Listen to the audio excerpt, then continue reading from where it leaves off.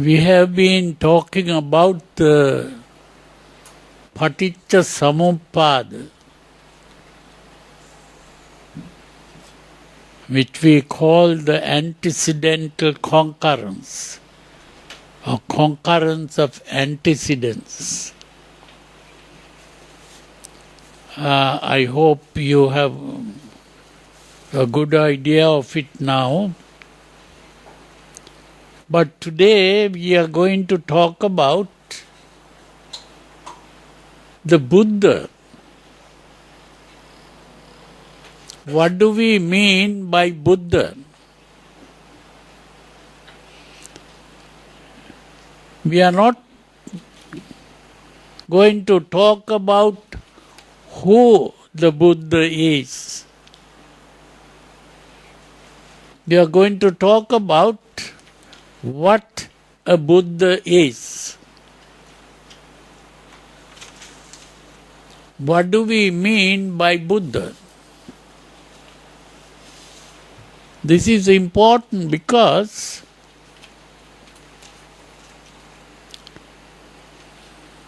some people say that Buddhism is not a religion.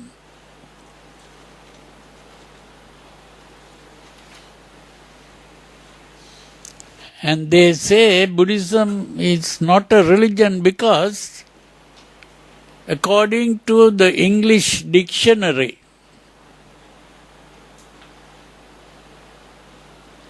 religion means belief in and worship of supernatural beings called gods or even devils. Now, Buddhism is not a belief in or worship of supernatural beings. And therefore, they say Buddhism is not a religion.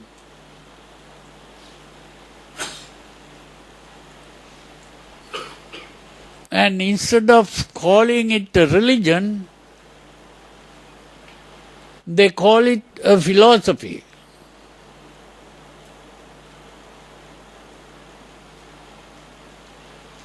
And not only just a philosophy, they call it an atheistic philosophy. Atheistic means that you don't believe in gods and worship gods.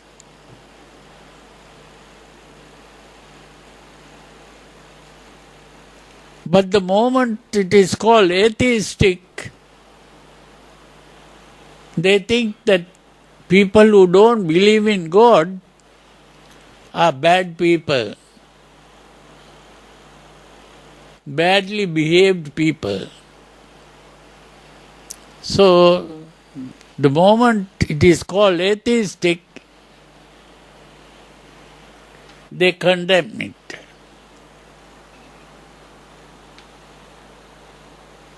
So, we have to find out what is meant by philosophy.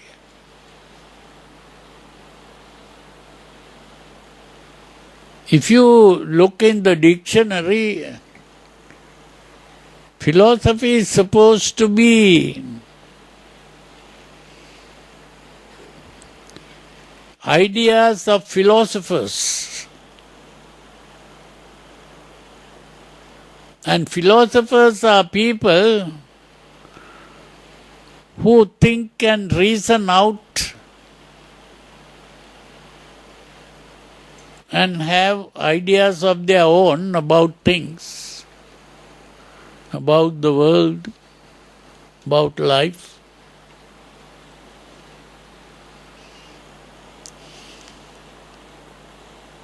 So then the Buddha is called a philosopher who has some ideas about life or whatever. And we become people who believe in those ideas. That is also called armchair philosophy. That means people sit on an armchair and then think and write down in books and talk about it. So is the Buddha a person like that? Now we have heard that the Buddha became a Buddha not by sitting in an armchair. He was sitting under a tree, the Bodhi tree.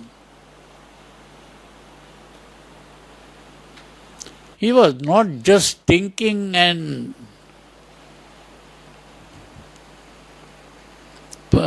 picking up some ideas. He did something more than that.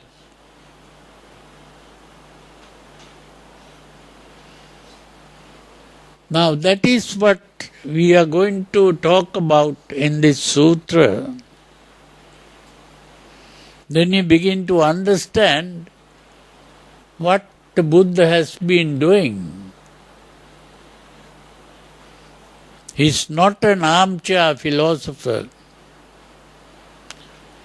That kind of philosophy is called speculation. Speculative philosophy. That is thinking logically or rationally and bringing out an idea.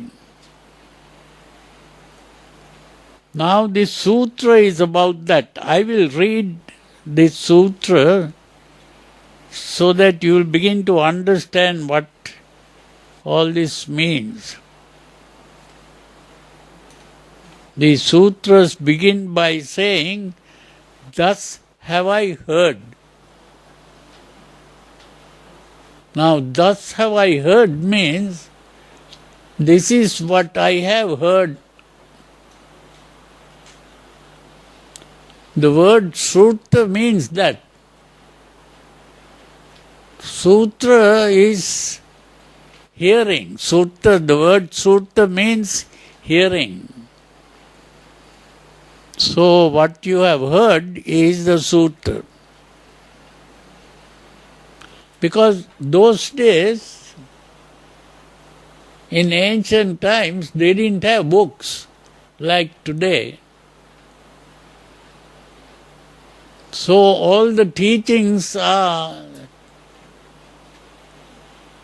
simply the words that a teacher will be teaching, and the students have to memorize those words. And that is how it goes. So this begins by saying, "Thus have I heard." On one occasion, the Blessed One, the Blessed One is the Buddha, was living at Vesali in the grove outside the city to the west. That means the grove is a forest. And now on that occasion, Sunakata, son of the Lichavis, that person's name is Sunakata. Lichavis were a clan of people at that time. So he was one of these Lichavi clan. Recently left the Dhamma and discipline. The Dhamma and discipline is really the teachings of the Buddha. He has been listening to the teachings of the Buddha, and he was making a statement before the Vesali assembly. The recluse Gautama he was saying, referring to the Buddha, he says, recluse Gautama does not have any superhuman powers or states. What he says is he doesn't have any superhuman powers, any distinction in knowledge and vision worthy of the noble ones. The recluse Gautama teaches the Dhamma merely hammered out by reasoning, following his own line of inquiry as it occurs to him. And when he teaches the Dhamma to anyone, it leads him, when he practices it, to the complete destruction of suffering. Now that statement means that he was a speculative philosopher. That's what it means. That he was an armchair philosopher. That he was just thinking and bringing out his ideas and preaching. If that is correct, then the Buddha can be called a philosopher.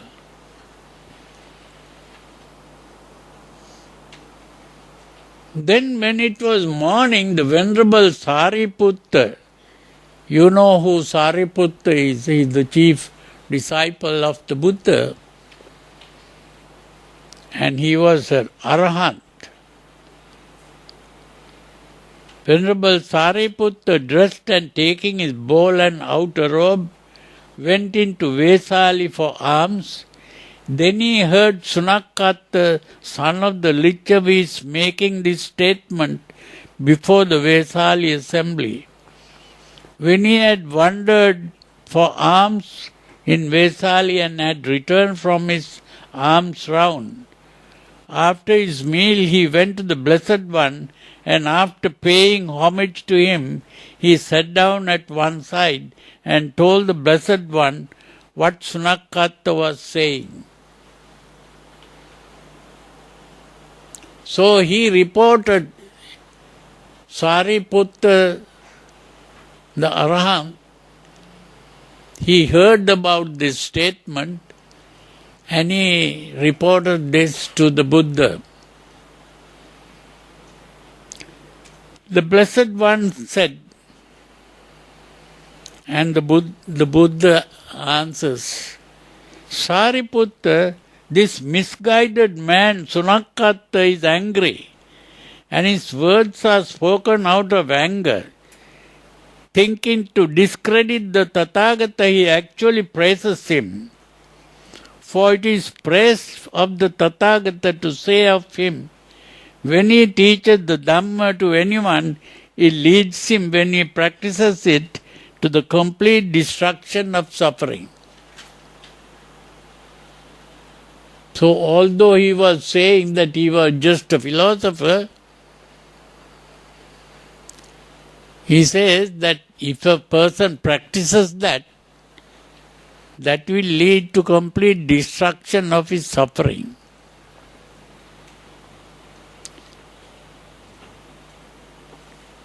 Sariputta, this misguided man Sunakatta will never infer of me according to Dhamma.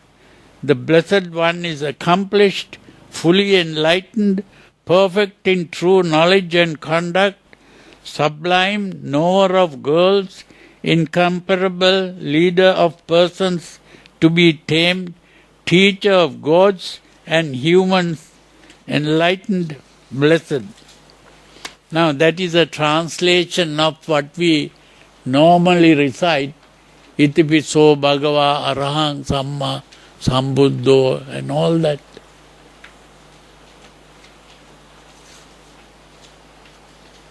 This is a description of what the Buddha is.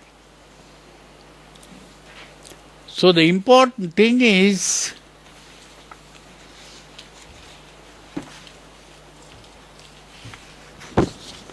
The Buddha is trying to talk about himself here now. He is trying to explain what a Buddha is. He will never infer of me according to the Dhamma that the Blessed One enjoys the various kinds of supernormal powers. He has certain psychic powers. Having been one, he becomes many. In other words, he can, out of his body, he can produce many bodies. Now, normal people can't do that, but he is able to do a thing like that. He can produce many Buddhas. He appears and vanishes. He can become invisible, and he has powers like that. He goes unhindered through a wall, through an enclosure, through a mountain, as though through space. So the Buddha has this ability to even go out of this room without opening the door. He can just go through the wall. So he has powers like that.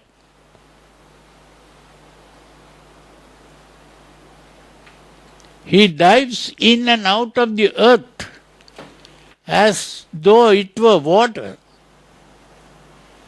He can dive into the earth as if he is diving into water. He walks on water without sinking, as though it were earth. He could even walk on water. Now, some of these things you may have heard that Jesus Christ was able to do also. That means even at that time, even Jesus Christ, this is why he was a Buddhist. Because at that time he had learned these things. Because at that time in Palestine, there were Buddhist monks. And they were the people who took Jesus and taught him all these things. That today people don't talk about that, but now the historians have found that. That is true.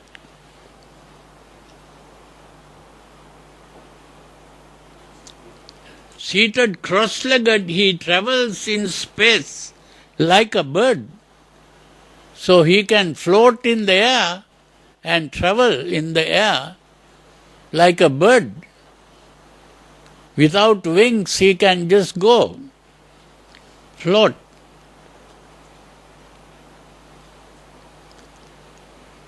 He touches and strokes the moon and the sun, so powerful and mighty. He can even go and touch the moon and even the sun. So he had powers like that. He wields bodily mastery even as far as the Brahma world.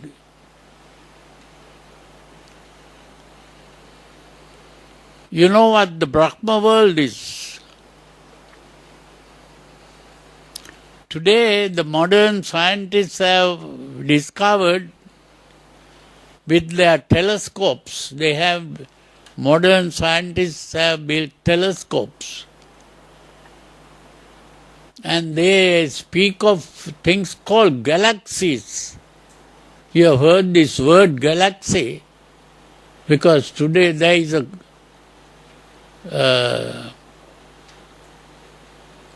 thing called galaxy in the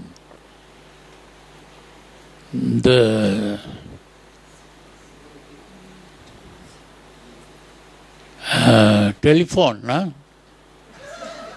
Telephone called galaxy. But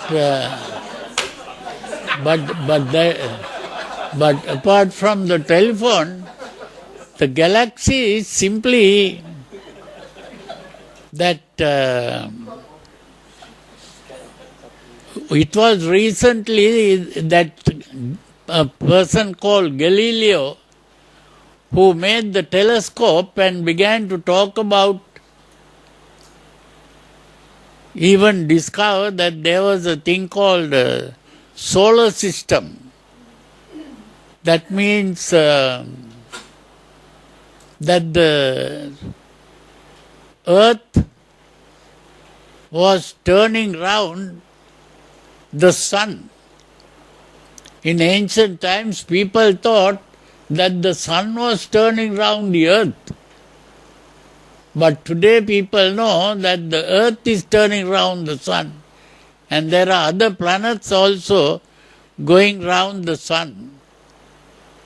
And that set of planets going round the sun is called a solar system. And they have even discovered that there are many solar systems. Many solar systems. And all these many solar systems also are turning round the center. And that collection of solar systems turning round the center is what is called a galaxy. Buddha knew all these things. He has been talking about this. He didn't have telescopes to find out this. He can use his psychic powers. He is not only talking about the galaxies, he had the power to go even to the center of the galaxy. And that center of the galaxy is where the Brahma world is. The world of Brahmas is at the center of the galaxy. And he has also found that there are many such galaxies. And today also they talk about what are called clusters of galaxies. The Buddha has been talking about these clusters of galaxies. And many Brahmas or Maha-Brahmas, people who are the chief of the Brahma world, is called the Maha-Brahma. And these Maha-Brahmas have been coming to visit the Buddha. And the Buddha also has been going and visiting these Brahma worlds. So, he had certain powers like this. So, he was not just a philosopher who sat on a chair and started talking about ideas. So, it's incorrect to say that the Buddha was a philosopher. So now, if Buddha was not a philosopher, Buddhism is not a philosophy, and Buddhism is also not a religion, then what is it? And who is the Buddha?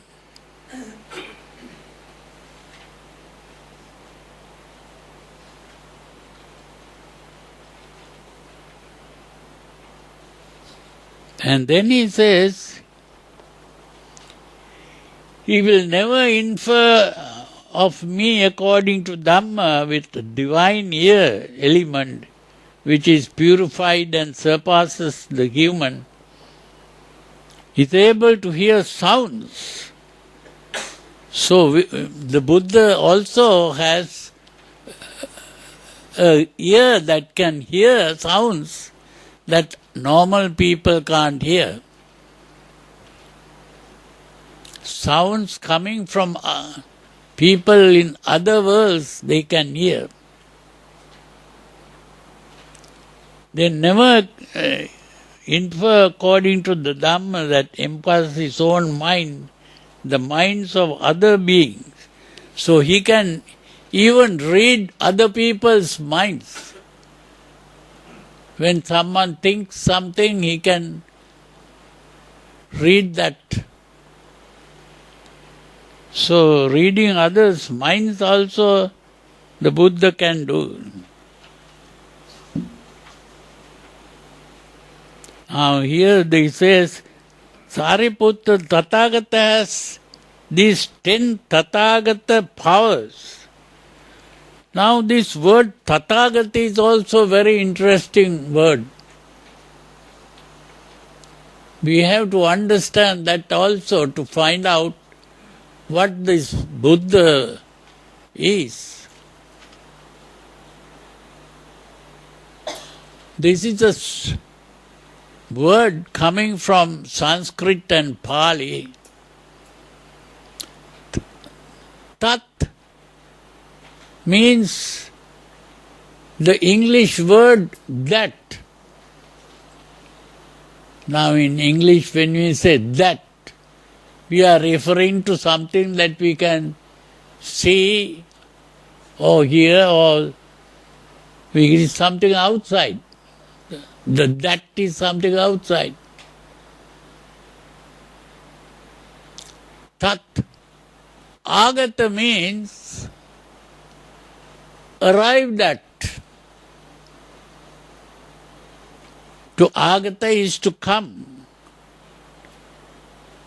Now, we have two words, going and coming. Going is going from here to somewhere else. Coming is you are coming from. So, agata means come. Now, we have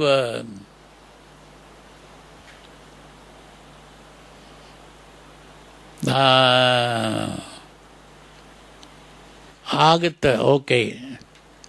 Tat agata means arrived at that. What does that mean? That is the object that now when we see something outside, we say it is the object.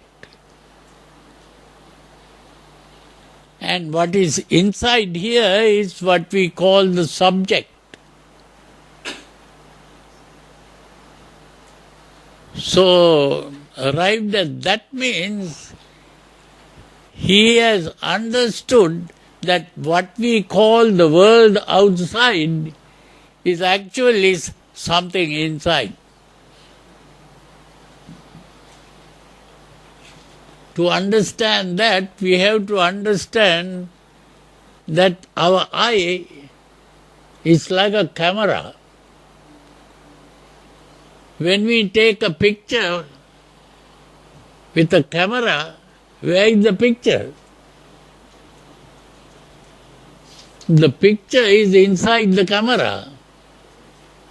So therefore, when I see something outside there, what I see is really inside here.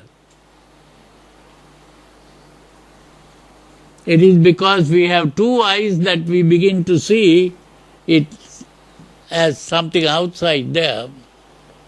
But if you close one eye and you see with your one, you can't even find out the distance. So the depth dimension is seen because we have two eyes. That is why they talk about a thing called a three-dimensional image. Three-dimensional means length, breadth and height. So we see three-dimensional figures because we have two eyes. And but whatever we see is something outside, inside here. Now that is very important, because today what these people called quantum physics, they are now puzzled about this. Now they are finding it difficult to understand that they are beginning to discover that what they see outside is really inside. It is only now that the scientists are beginning to see things in a different way. So anyway, the meaning of the word Tathagata is really that the Tathagata is not an ordinary person. He is able to understand how we see the world, and not only how we see the world, but the world that we see is simply something made up in our mind.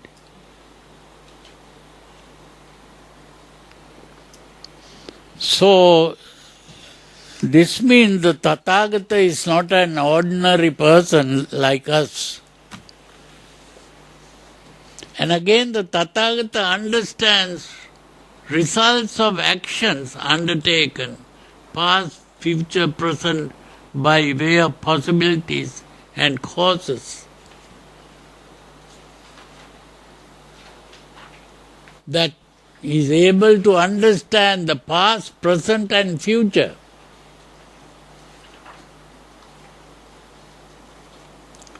So understanding the past, present and future means understanding time. It is the time that we are thinking of when we speak of the past, present and the future. And when we talk about space, we are talking about the length, breadth and height. That is, we are talking about space. But when we talk about the past, present and future, we are talking about time. So in other words, the Buddha understands time as well as space.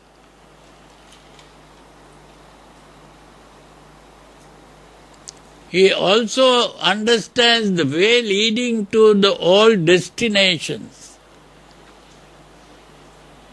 That the Buddha understands how a person can die and be reborn in another place. These are not things that normal people know.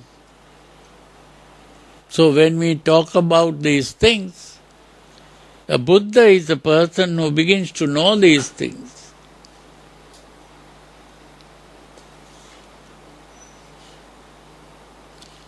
The Buddha understands world with its many and different elements.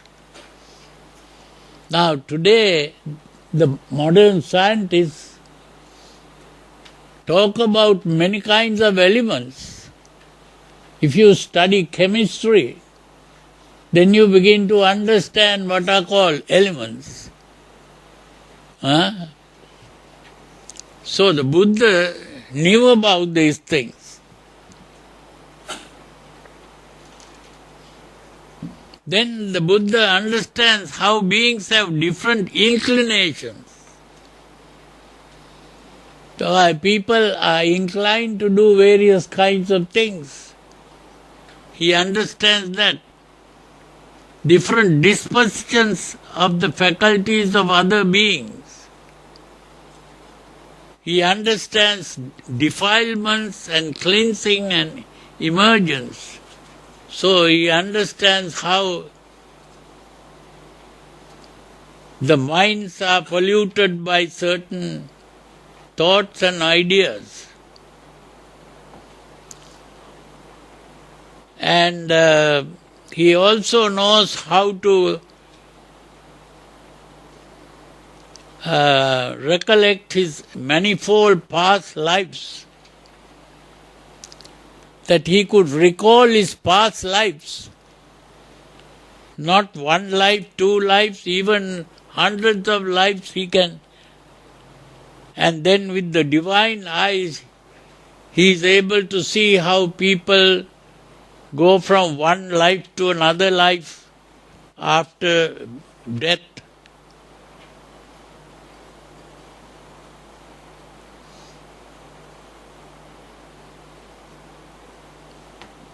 And he is also able to understand how to purify the mind, enter the jhanas, and even understand the realities of life.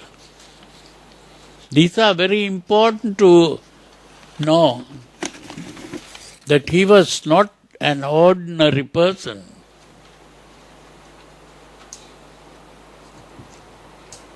So because of this, he says that it is incorrect to say that he was just an ordinary person who begins to think and form ideas, and he was not just a philosopher. And then he says, 4 kinds of intrepidity. Here he says, fearlessness. That when he goes to meet people, he goes without fear of criticism. He says, no one could accuse me while you claim to be fully enlightened, you are not enlightened. So, there is no one who could accuse him of impurity when he has become purified.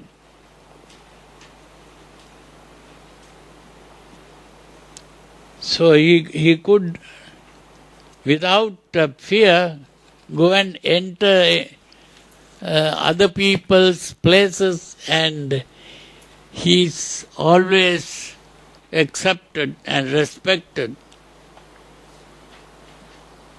He is talking about even going to the various Devalokas, the 4 great kings, the 33, the Mara's retinue, Brahma's retinue, enter these 8 assemblies.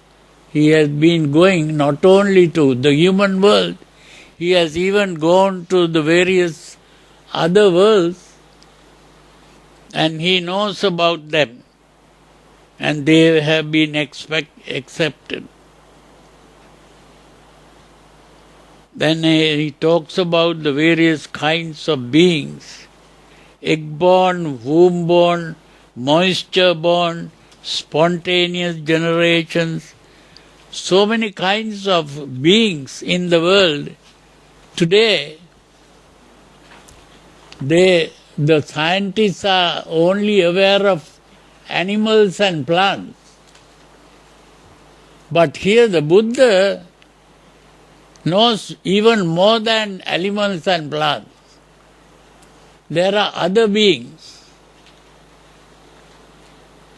So it's very important to understand that a Buddha is not an ordinary person. It's very important to understand that.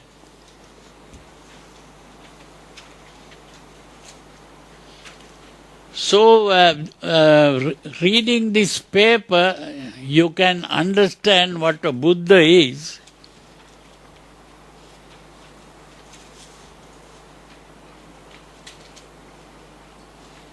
We don't have to go through the whole thing.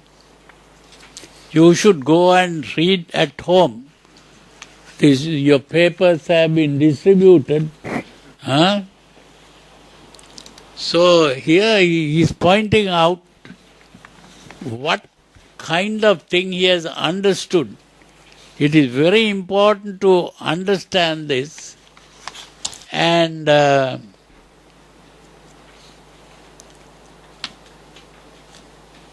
therefore one important thing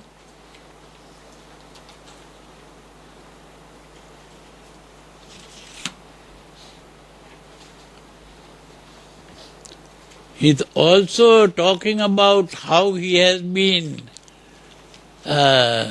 going through all kinds of sufferings, how he practices his self-mortification he has been practicing. So it's very important to understand that a Buddha is not just an ordinary person, and he was not just a philosopher. The word that we can use is something like a mystic. Mystic is a person who is mysterious. That means he has certain powers that normal people don't have. And his knowledge is based on that. Just as we can talk about what we can see with our five senses. We have eyes, ears, nose, tongue, and the body. So we are limited by these five senses. Whatever we know is coming from the five senses. It's very important to understand that we are limited by the five senses. And the ideas we have are based on our thinking. But here the Buddha is a person who has gone beyond the five senses. He has psychic powers. And whatever he says is based on those powers.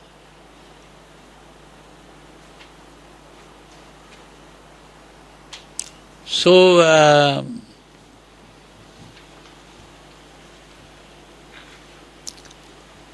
according to this definition of religion and philosophy, we have to point out that the Buddha was talking about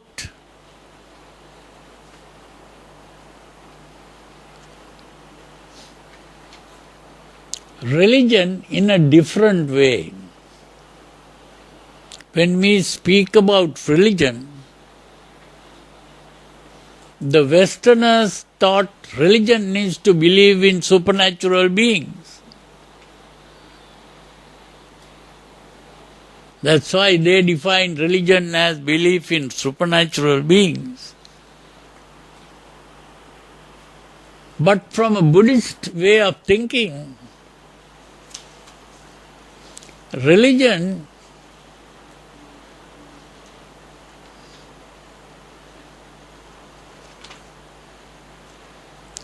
is a solution to a problem. We have a problem.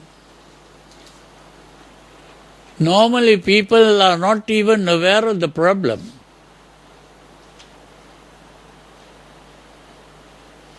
The problem is that we are all born without knowing why we were born.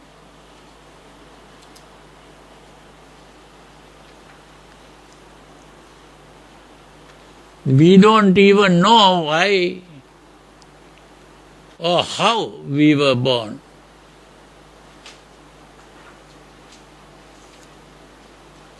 We don't know what we should do after being born. We don't know what to expect after we were born. We are born with a complete ignorance, a total ignorance, not knowing anything.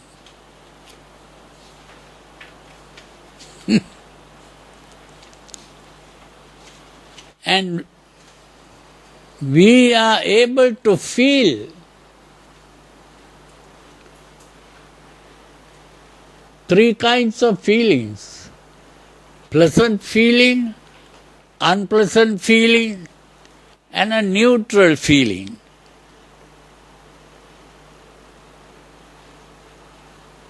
The pleasant feeling we like, the unpleasant feeling we don't like,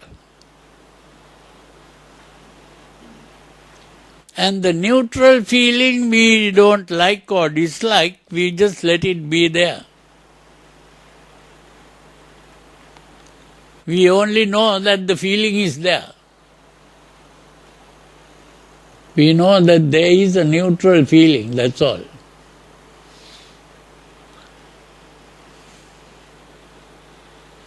Because we see a pleasant feeling, we like to have the pleasant feeling all the time. But unfortunately, we cannot have the pleasant feeling all the time. It goes away. An unpleasant feeling we don't like to have. But still it comes and troubles us. We cannot avoid the unpleasant feeling, and we cannot have the pleasant feeling all the time. And therefore, we are unhappy. We are unhappy because we cannot have the pleasant feeling all the time. And we cannot avoid the unpleasant feeling. This is the reason we are unhappy.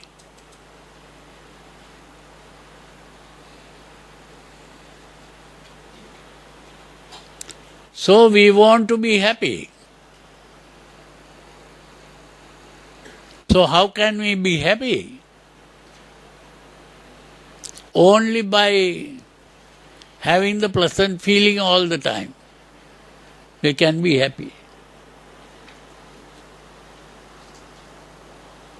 We are asking for the impossible. So we are all the time asking for the impossible. And therefore we are unhappy. This is the problem. That is the problem that we are faced with.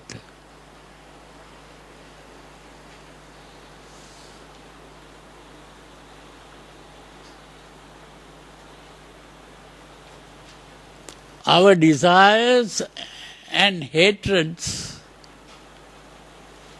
are going against the reality of things. So we are going against reality.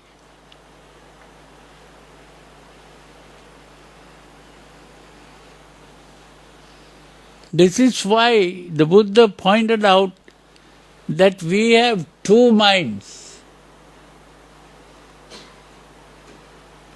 One mind is the emotional mind.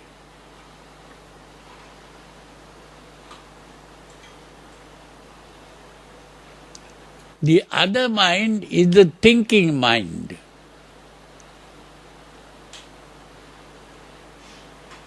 So we have two minds, the emotional mind and the thinking mind. It is the thinking mind that is able to understand reality. The reality is simply the pleasant feelings and the unpleasant feelings. This is the reality. And the reality is that we cannot always get pleasant things. We cannot avoid unpleasant things. This is the reality.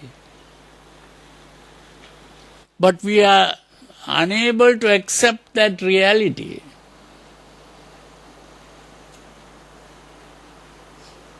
So if this reality was given by God,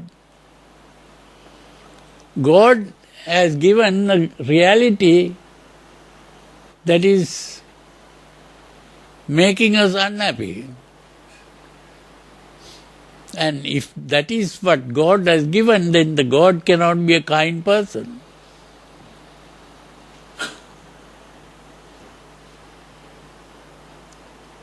This is why we have to understand that we don't have a God who has done anything. This is not the work of gods. This is the nature of things, that everything that happens in this world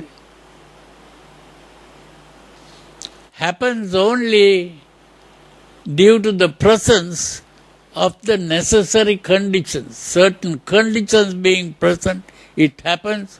When the conditions are absent, it doesn't happen.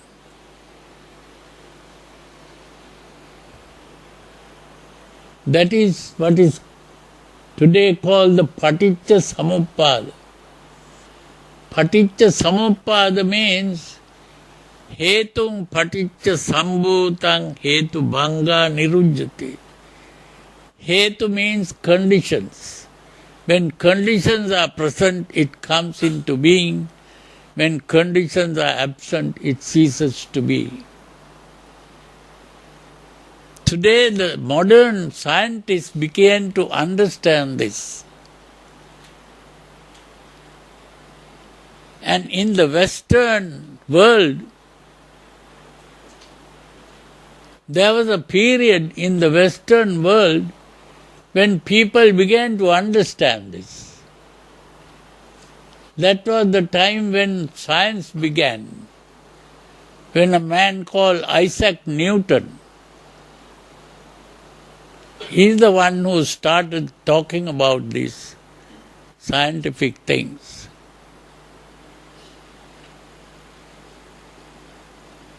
And that period is what is called the 18th century. The 18th century is the time when science began.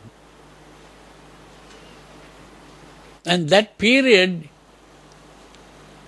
they began to understand this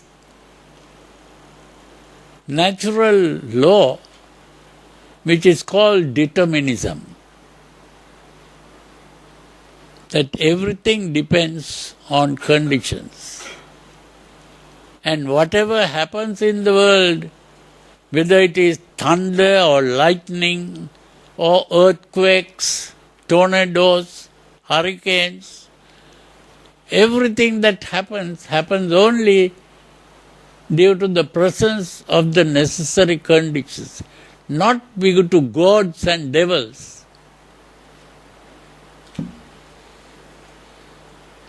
When they began to realize this, the intelligent people lost faith in their religious dogmas. When they lost faith in the religious dogmas,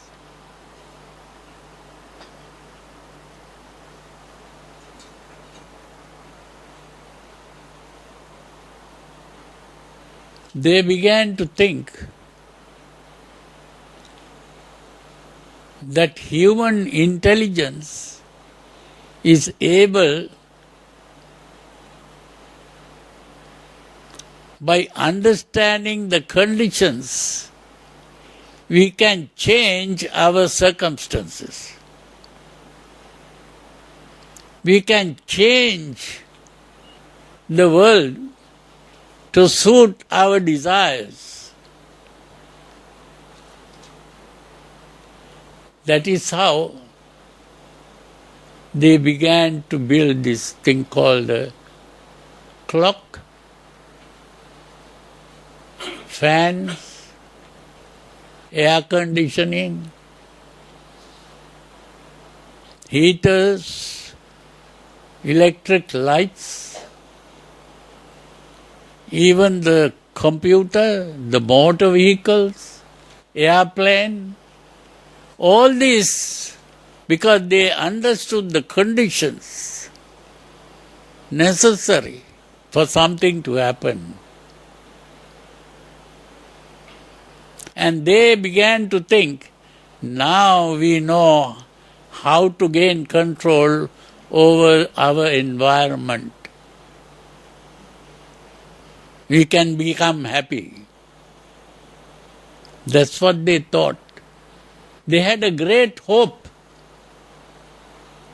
That is called the hope of enlightenment.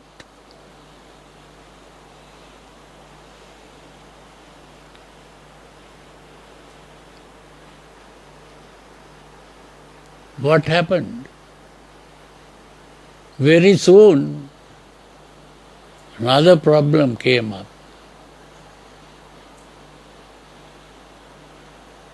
There was a world war.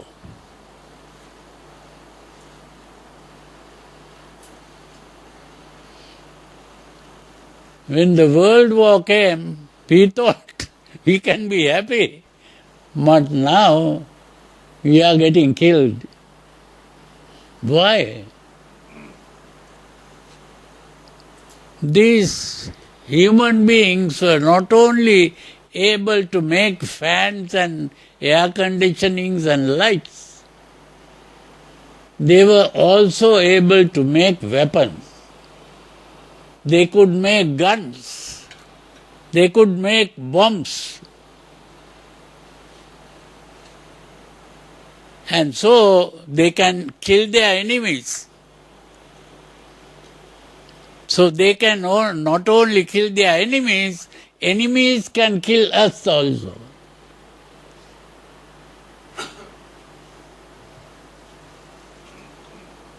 Now they lost faith. Even in the enlightenment, they had faith in the human intelligence. Now they lost faith in the human intelligence.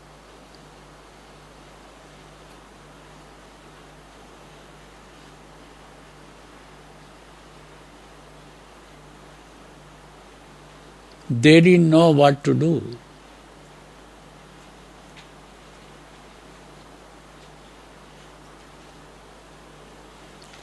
You see,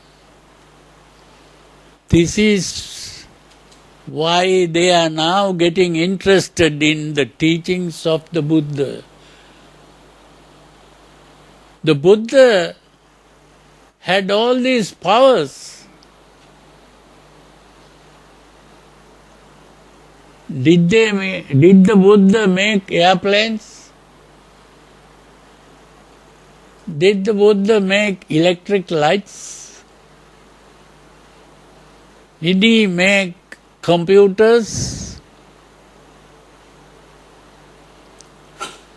He didn't try to change the world. What did he do? We cannot solve this problem. Our problem is our desires are in conflict with reality. We cannot solve the problem by changing reality according to fit our desires. The only way to solve the problem is to change our mind.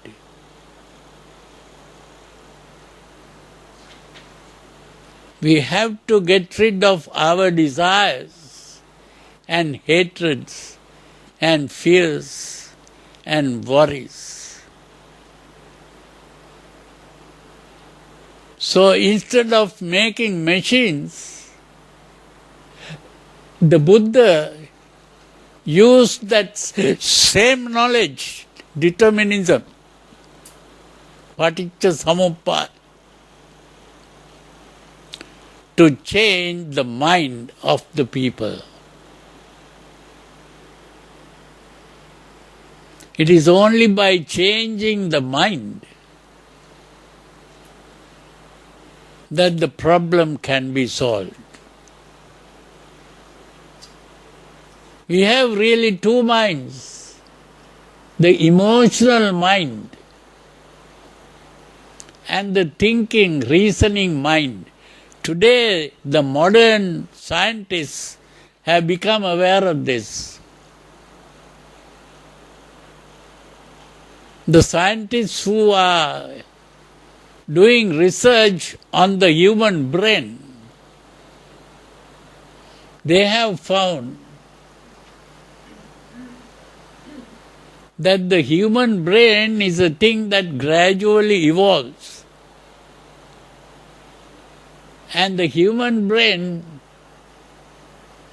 has certain parts which are really the animal part. And there is another part which is the thinking part, which is the human part.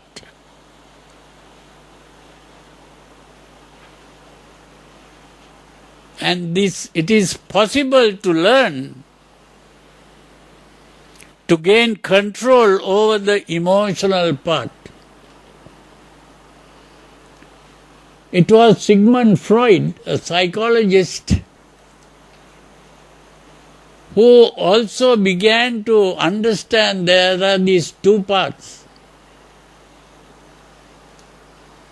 The thinking part he called the ego. The emotional part he called the id, id, id.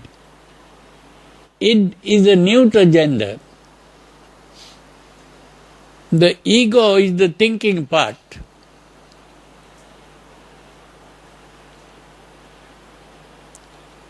So he saw the need to gain control over the emotional part.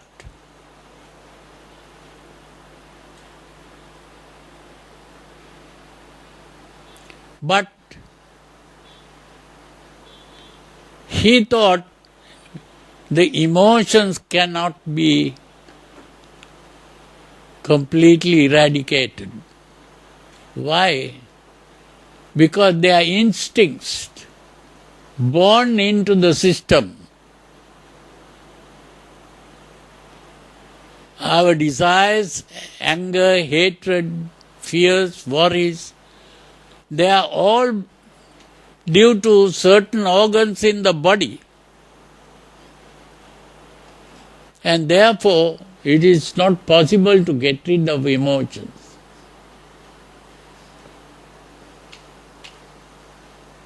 But a new kind of psychology came up later.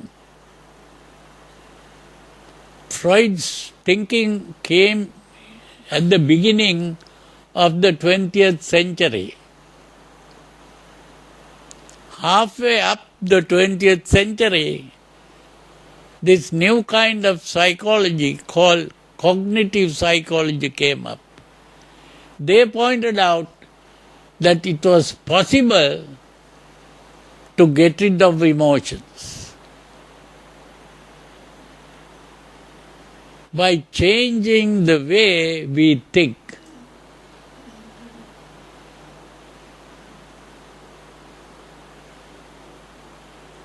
But when we examine the teachings of the Buddha has been talking about this long before the cognitive psychologists began to realize this.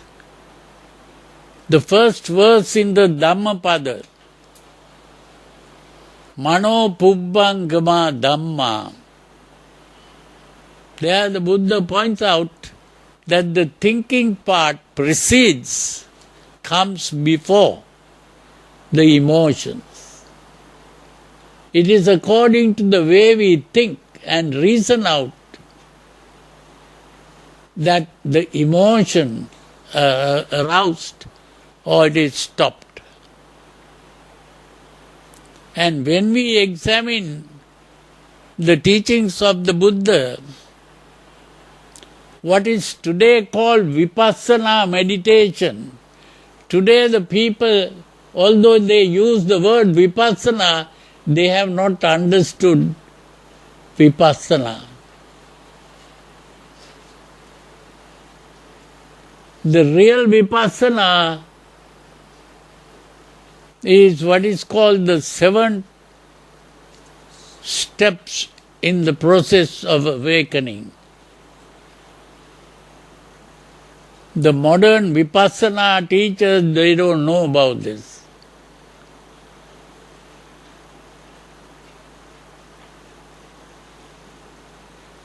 These days, I don't want to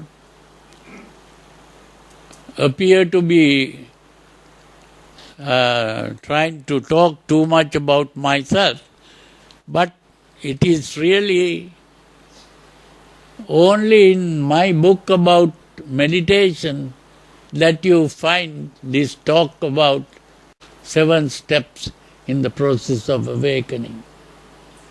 That is the real Vipassana, and that is how the Buddha pointed out, by changing the way we think, it is possible to change the arising of emotions.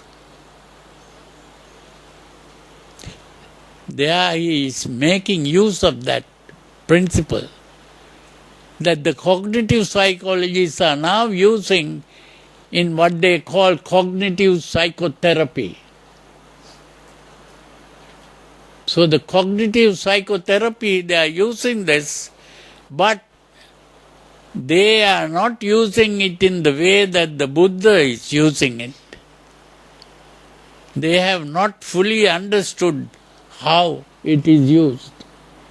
It was the Buddha who used it in the proper way, and ultimately it was able to get rid of emotions completely.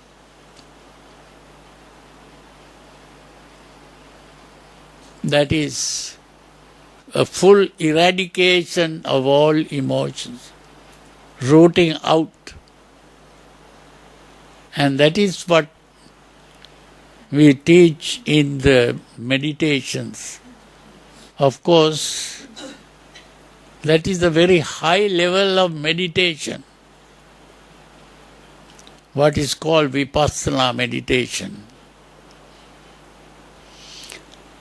So, I think we have come to the end of our talk today.